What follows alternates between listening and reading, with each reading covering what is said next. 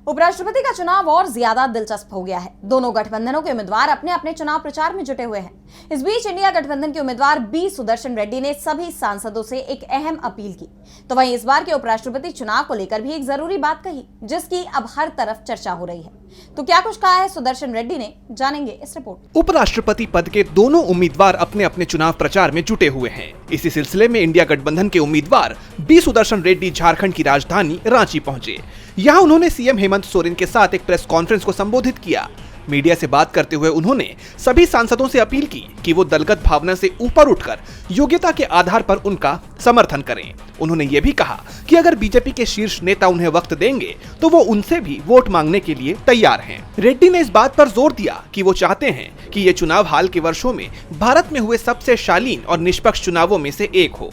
इस दौरान उन्होंने बिहार में वोटर लिस्ट के विशेष गहन पुनरीक्षण यानी SIR पर भी सवाल उठाए।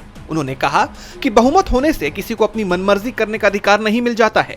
उन्होंने बताया कि उन्होंने सभी सांसदों को योग्यता के आधार पर उनकी उम्मीदवारी पर विचार करने के लिए चिट्ठी लिखी है। इस दौरान उन्होंने केंद्र सरकार पर भी निशाना साधा। उन्होंने आरोप लगाया कि झारखंड के सीएम हेमंत सोरेन को जेल भेजकर बेवजह परेशान किया गया और उनकी गरिमा को ठेस पहुंचाई गई। उन्होंने कहा कि वो सभी सांसदों से व्यक्तिगत तौर पर मिलने और समर्थन मांगने की कोशिश कर रहे हैं। जैसा कि आप जानते हैं कि 9 सितंबर को उपराष्ट्रपति पद का चुनाव होगा और इसी दिन देश को नया उपराष्ट्रपति भी मिल जाएगा। उससे पहले प्रचार को लेकर कवायद जारी है। DB लाइव की रिपोर्ट।